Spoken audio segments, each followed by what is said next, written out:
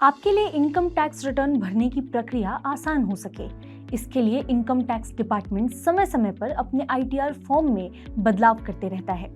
इसी तरह assessment year 2025-26 के लिए भी उन्होंने कई बदलाव किए और लोगों की सहूलियत को ध्यान में रखते हुए इनकम टैक्स डिपार्टमेंट ने आईटीआर फाइल करने की आखिरी तारीख को 31 जुलाई 2025 से बढ़ाकर 15 सितंबर 2025 कर दिया है।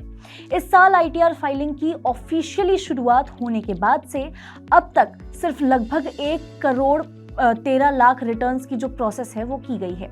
ये फाइल की गई कुल रिटर्न्स का 40% भी नहीं है।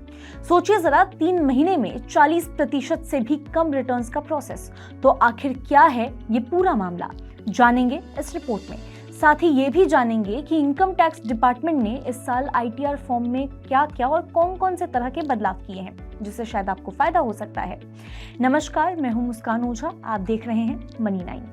इस साल 29 मई 2025 से आईटीआर फाइलिंग की शुरुआत हुई। तब से करीब 3.29 करोड़ रिटर्न फाइल की जा चुकी है। अब तक उनमें से 3.19 करोड़ रिटर्न वेरीफाई की गई है, लेकिन अभी तक सिर्फ 1 करोड़ 13 लाख 66 हजार रिटर्न की प्रोसेस की गई है। ये फाइल की गई कुल रिटर्न का 40% भी नहीं है, यानी बाकी 60% से ज्यादा रिटर्न्स अब तक पेंडिंग पड़े हुए हैं। इसके पीछे की जो बड़ी वजह है, फॉर्म रिलीज करने में देरी, टैक्स नियमों में बदलाव और सिस्टम में नए अपडेट बताए जा रहे हैं। जैसे आईटीआर 1 और आईटीआर 4 की एक्सेल यूटिलिटीज इस साल मई में रिलीज की गई। इसमें लगभग 2 महीने का डिले रहा। वहीं आईटीआर 5 फॉर्म 8 अगस्त को आया है। तो अब सवाल ये है कि क्या सरकार फिर से आईटीआर फाइल करने का ये जो एक्सटेंशन पीरियड होता है, वो दे सकती है। आइए अब जानते हैं कि इस साल इनकम टैक्स डिपार्टमेंट ने आईटीआर फॉर्म में क्या क्या बदलाव किए हैं। फॉर्म आईटीआर 1 और आईटीआर 4 में सुधार किए गए हैं। अब लॉन्ग टर्म कैपिटल गेन यानी कि एलटीसीजी 1.25 लाख तक होने पर कोई भी इंसान आईटीआर 1 फॉर्म में आईटीआर भर सकता है। इससे पहले उन्हें आईटीआर 2 या आईटीआर 3 का जो यूज है वो करना पड़ता था।